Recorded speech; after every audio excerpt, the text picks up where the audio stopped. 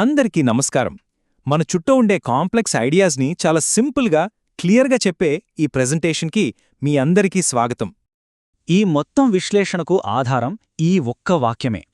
వినడానికి చాలా సింపుల్గా అనిపిస్తుంది కదా, కానీ దీని వెనుక ఎంత లోతైన అర్థం ఉందో ఈరోజు మనం కలిసి చూద్దాం. బ్రూస్ లీ, ఈ పేరు వినగానే మనందరికీ ఏం గుర్తొస్తుంది? ఆయన స్పీడ్, ఆయన ఫైటింగ్ కరెక్టే, కాని ఆయన అసలైన బలం ఆ యాక్షన్ వెనుక ఉన్న ఆయన ఫిలాసఫీలోనే దాగి ఉంది. చూడండి, ఆ రోజుల్లో చాలామంది కఠినమైన రూల్స్, స్టైల్స్ ఫాలో అయ్యేవారు.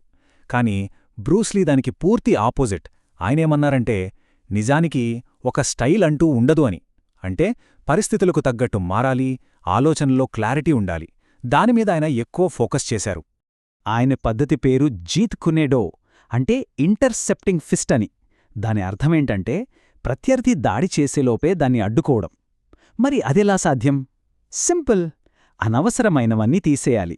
అనవసరమైన మూవ్స్, పాత పద్ధతులు, చివరికి మన అహంకారం కూడా. ఏది వద్దు. సరే, ఆయన ఫిలాసఫీని ఇంకాస్త డీప్గా అర్థం చేసుకోవడానికి మనం రెండు డిఫరెంట్ ఎనర్జీస్ని కంపేర్ చేసి చూద్దాం. బ్రూస్ లీని ఇంకో ఫైటింగ్ లెజెండ్తో పోల్చి చూస్తే ఆ తేడా ఏంటో మనకు చాలా క్లియర్గా తెలిసిపోతుంది.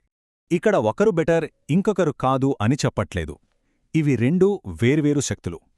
బ్రూస్లీ ఎనర్జీ ఒక ప్రవహించే నదిలాంటిది, నీళ్లలాగా, సిచ్యువేషన్కి తగ్గట్టు మారిపోతుంది. అదే మైక్ టైసన్ లాంటివారి స్టైల్ తీసుకుంటే అది ఒక భయంకరమైన తుఫాన్ లాంటిది, ఒక్కసారిగా విరుచుకుపడే శక్తి, అగ్రెషన్. ఆయన ఎప్పుడూ చెప్పే మాట నీటిలా ఉండు అని. ఇది జస్ట్ ఒక కొటేషన్ కాదు, అదొక ప్రాక్టికల్ ప్రిన్సిపల్.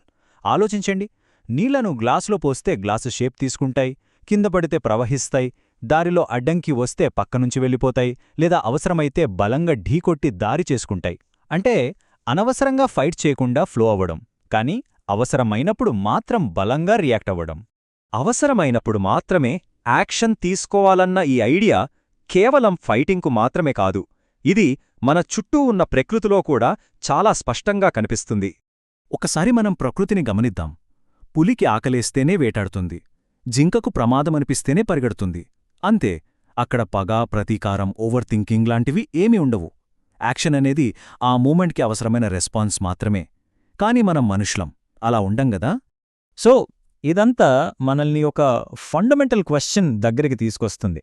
అసలు పవర్ అంటే శక్తి మంచిదా చెడ్డదా? దీనికొక మంచి ఉదాహరణ పాము విషం. చూడండి, అదే విషం ప్రాణం తీస్తుంది, అదే విషం ప్రాణాలు కాపాడే మందుగానూ మారుతుంది. అంతా మనం దాన్ని ఎలా వాడుతున్నామనే దానిమీదే ఆధారపడి ఉంటుంది. పవర్ కూడా అంతే, అది న్యూట్రల్. దానికి సరైన అవగాహన, కంట్రోల్ జోడించినప్పుడు మాత్రమే అది ఉపయోగపడుతుంది. సరిగ్గా ఇక్కడే మనకు న్యాచురల్ రెస్పాన్స్కి, ఈగో రియాక్షన్కి మధ్య తేడా క్లియర్గా అర్థమవుతుంది. న్యాచురల్ రెస్పాన్స్ అనేది మనల్ని మనం కాపాడుకోవడానికి వస్తుంది, సర్వైవల్ కోసం. కానీ ఈగో రియాక్షన్ ఎందుకొస్తుందంటే నేనే గొప్ప అని నిరూపించుకోవడానికి. ప్రాబ్లం అయిపోయాక న్యాచురల్ రెస్పాన్స్ శాంతపడిపోతుంది. కాని ఈగో అలా కాదు, ఆ కోపాన్ని, ఆ గొడవని మళ్లీ మళ్లీ గుర్తు చేసుకుంటూ ఉంటుంది. సరే, అంతా బావుంది, కానీ మనం కూడా ప్రకృతిలా న్యాచురల్గా ఎలా రెస్పాండ్ అవ్వాలి? ఈ అవేర్నెస్ని ఎలా డెవలప్ చేసుకోవాలి? దీనికోసం ఒక క్లియర్ 6 స్టెప్ ఫ్రేమ్వర్క్ ఉంది. దాన్నిప్పుడు చూద్దాం. ఇనేదో రూల్ బుక్ కాదు, ఇదొక ప్రాసెస్ అన్నమాట. మనల్ని అవేర్నెస్ నుంచి యాక్షన్కి, మళ్ళీ ప్రశాంతతకు తీసుకెళ్తుంది. మొదటిది గమనించడం. అంటే మన లోపల బయట ఏం జరుగుతుందో జడ్జ్మెంట్ లేకుండా జస్ట్ చూడటం. 2 అంగీకరించడం. మన పరిస్థితిని, మన ఫీలింగ్స్ని నిజాయితీగా ఒప్పుకోవడం. 3వది ఎంచుకోవడం. అవసరాన్ని బట్టి యాక్షన్ తీసుకోవాలా, ఆగాలా అని ఈగోతో కాకుండా మనస్సుతో డిసైడ్ అవ్వడం. 4వది ప్రవహించడం. అంటే ఫోర్స్ చేయకుండా మన సహజమైన స్పందనని ఫ్లో అవనివ్వడం. 5వది స్పందించడం. ఒకవేళ అవసరమైతే సేఫ్టీ కోసం మాత్రమే, అతి లేకుండా, షో ఆఫ్ లేకుండా కరెక్ట్గా యాక్ట్ చేయడం. ఇక 6వది చాలా ముఖ్యమైనది, విశ్రాంతికి తిరిగి రావడం. ఆ సిచ్యువేషన్ అయిపోగానే మళ్ళీ మన ప్రశాంతమైన స్థితికి తిరిగి వచ్చేయడం. ఈ మొత్తం ఫిలాసఫీ మనల్ని ఒక పవర్ఫుల్ కన్క్లూజన్కి తీసుకొస్తుంది. అసలైన బలమంటే ఏంటి అనేదానికి.